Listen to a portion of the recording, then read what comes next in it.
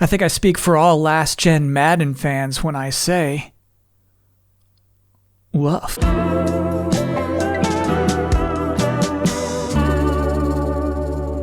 Fun week in the world of video games, as the prophecy of an Oblivion Remaster has come to fruition, and somehow is widely embraced. And on top of that, the rookie, Claire Obscure Expedition 33, hit a certified dinger over the fence. RPG fans are feasting. But as for me, the person making this video, I haven't played either of those games. So we're going to work in my wheelhouse. We're going to talk about the things that I'm always qualified to discuss. Video game trailers. But before we get started, there is one particular aspect of video game trailers I want to delve into today. And that's the ratio between cinematics and gameplay.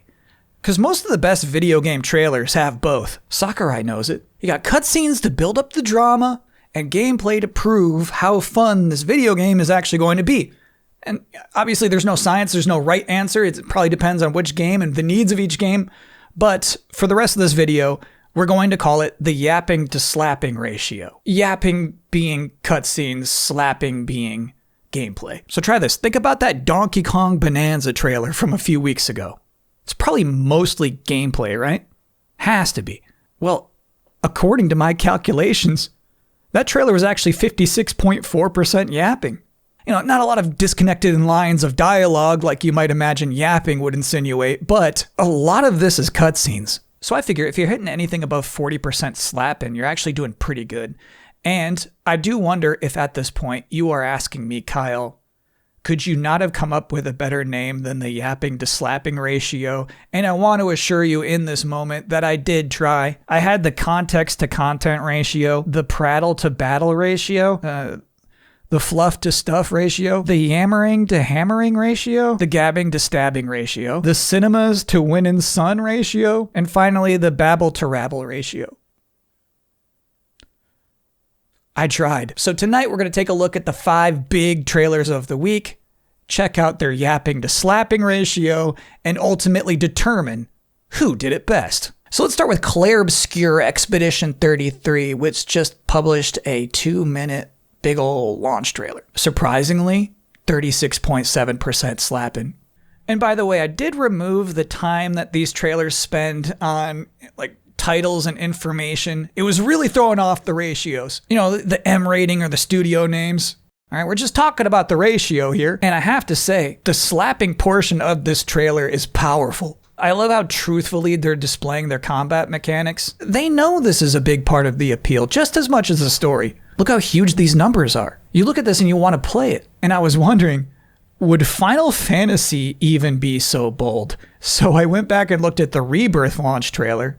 And sure enough, look at these numbers, baby. So it seems really that may just be the new standard. If you're an RPG out there, don't be bashful. Show the damage. People love that. Star Wars Zero Company was announced this week. It's a new turn-based strategy game from BitReactor and Respawn. Now you might look at this 10.2 slapping percentage and think that's pretty pitiful. But this particular trailer needs to come with a certain level of understanding. It's a revealed trailer for a game that won't be out until 2026. The gameplay itself is pre-alpha.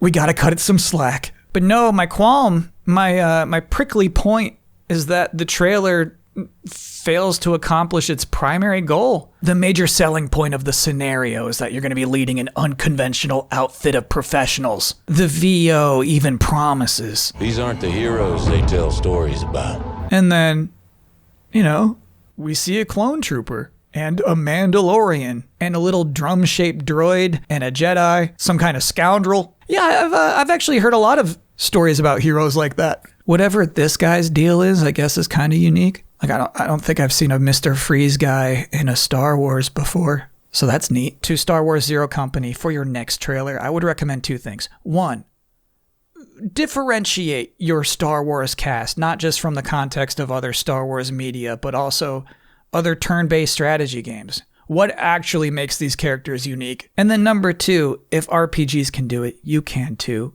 Show the numbers. I want to know the precise numerical value of a headshot. And then next up, a big one, the most shocking shadow drop of the week. listen up. We tried to make those games even more extreme. Some things have to be learned the hard way. Emphasis theirs. This is the third game in the Those Games franchise. And look, this trailer is almost completely slapping. For the sake of fairness, I did have to count these 2 seconds as yapping. However, I cannot praise this trailer. Walk through this with me. It says a total of 155 new stages, including 31 tutorial stages, are included. That seems nice, but what's it say on the bottom of the screen? It says tutorial stages are re-releases from those games and those games too. So, not new. And you better look out, partner, because I just learned how to make pie charts this week. Yup. That means 20% of those new levels are old. This doesn't bode well for our final deliberations. Ghost of Yotei put out a new trailer. The release date trailer. It's titled The Onryo's List. This trailer is almost 3 minutes long, which is close to that upper limit. It's stretching the patience of a general trailer watching audience. And look at this. 81% yapping. And it's a lot of yapping. What is nice about it is that it is sort of setting up the format of this video game.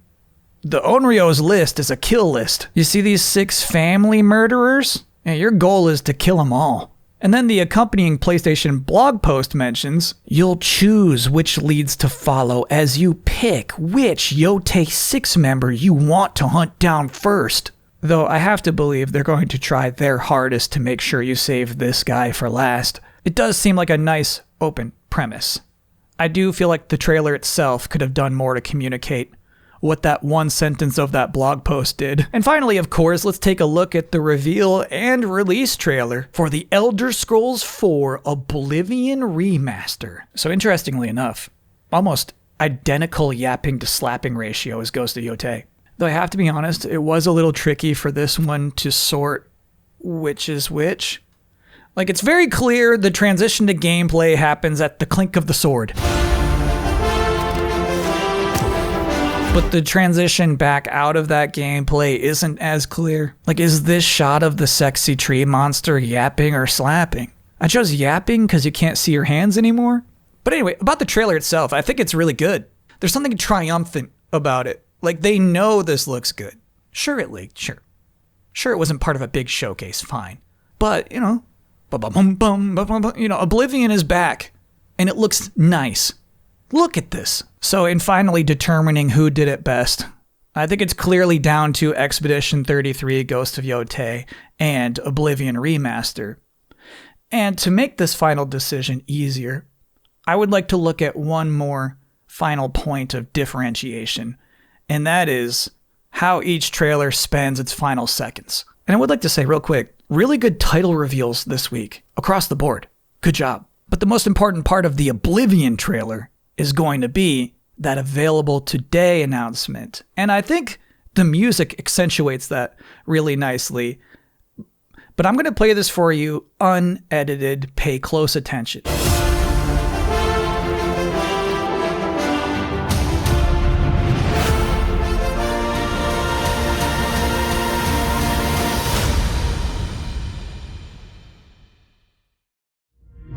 All right, pop quiz. What digital deluxe content do you get? I mean, even if you just said the words Order and Cataclysm, I'll give you points. But I'm just trying to illustrate how silly it is that they give you less than 2 seconds to take all of that in. But again, I think the idea is just to briefly portray a sense of content. Seems like a lot of stuff. So it's just a weird note to end on. Today, content today. So what about Ghost of Yotei, right? That's a big first-party release. Surely they have extra content. And oh boy, do they. In fact, they have a $250 collector's edition for people who extremely love tchotchkes. But you'll know it had no place in the trailer. PlayStation Studios would never stoop to ending their trailer promotionally. However, I still don't get this sense of finality from their trailer either. So they do the title reveal straight to this introduction of what is clearly some seamless flashback sequence thing. Puddle wipe to release date. Here's the box for 2 seconds, and then PlayStation. That release date never had its chance to hit hard. Just kind of seemed like the middle of this strange childhood memory process. And so really I have to give the Who Did It Best award to Clair Obscur Expedition 33. Not only does it have the strongest slapping to yapping ratio, that is a plus, but it's brave enough to show you what a max damage combo looks like. It's brave enough to show you cutscenes that are probably from the very end of the game. And it's brave enough to sit here on Available Now for 8 seconds. So congratulations are in order to Expedition 33, the very best to do it this week. And no congratulations to Listen Up. We tried to make those games even more extreme. Some things have to be learned the hard way. No thanks to you. You're in the bin this week. You're deep in the litter box, buddy. And that's delayed input for this week. I'll be back next week. Until then, thanks for watching.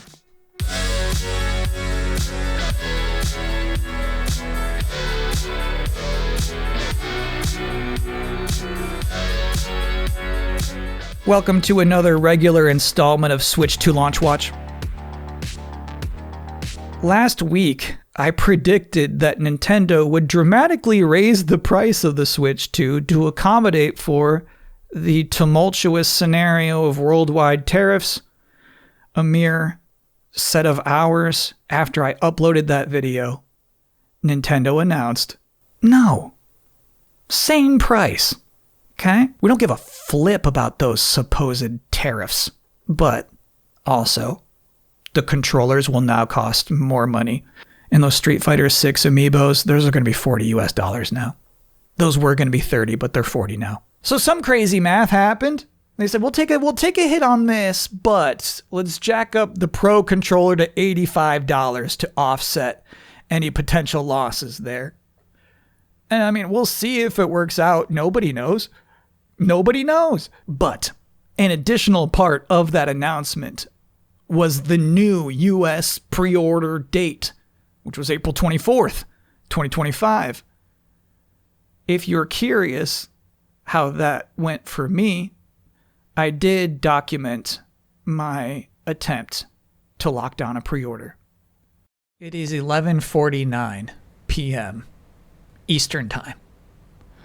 I'm here prepared to pre-order my Switch 2.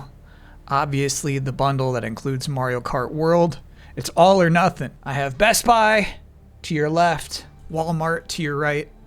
These are my two options. Do I feel hopeful I'll lock down a Switch 2 tonight? I would say I have a 4.5% chance of locking this in. And check this out. 4 USB ports. It's 11:50 p.m. Eastern Time. I'm just now appreciating what I don't think I've ever seen before.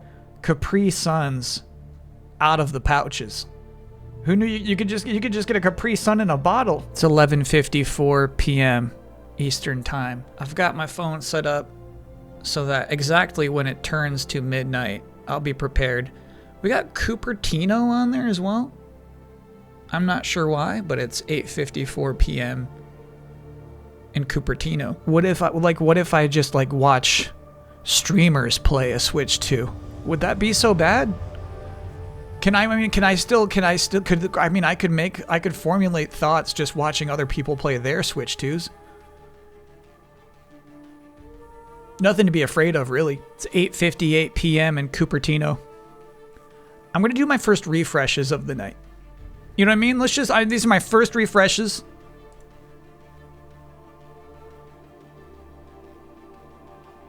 See, that seems like a bad idea. No, you're good. You're good. No, thank you. No survey. We're good. And let's refresh Walmart. Just in case, you know what I mean? Just in case they put it up a little early. Okay, I'm in line. I'm in line at Walmart. That feels good. Okay, we're in line, baby. Do we think this page just auto-updates when it's time? It's 11:59 p.m. on the East Coast. I got my finger right here on the reload button. The very instant I see a 0, I'm clicking. Okay, it happened. I clicked. Really slow reload here. This may be the moment of undoing. Coming soon still? You sure? It's midnight. Let's go, it's midnight. Still in line at Walmart. I'm afraid if you refresh it too many times, it's like, okay, buddy, You're a robot. You're not an actual customer, when obviously any actual customer is going to be refreshing constantly. It's 12:01 a.m. Eastern time. Now here's the thing. I feel like you just let it be. You know what I mean? Oh, coming soon? It's 12:02 a.m. What do you mean coming soon? The time is now. Still coming soon. Okay. All right. I'll be patient. Maybe there's some kind of like Joker-like figure who works for Best Buy, who is just kind of hovering over the button, waiting to activate it. It's 12:06 a.m. Eastern time, and the Switch 2 is coming soon. It's coming soon. What else you got? What other specs you got? Multicolored, wow. Has it got an optical disc drive? No, of course not. 12:07 a.m. Eastern time, and the Switch 2 is coming soon. All right, so I have pulled up the Reset Era pre-order thread. I do see some people. I see some people getting them from Walmart. I see some Walmartians. I'm seeing people where they're like, I got a 15-minute wait at Walmart. I got a 13-minute wait at Walmart. You know what I mean? I feel like, here's the thing. I feel like there are like groundhogs pre-ordering the Best Buy Switch 2s right now. Bunch of groundhogs snatching these up. It's 12:15 a.m. on the East Coast. Here's the thing. There's like people out there who apparently see like a meter and like some time remaining. I feel like if they're not even going to do you the courtesy of giving you a time estimate, you're out, Buster. We'll hold your spot and notify you if there are any left when it's your turn. What could that mean?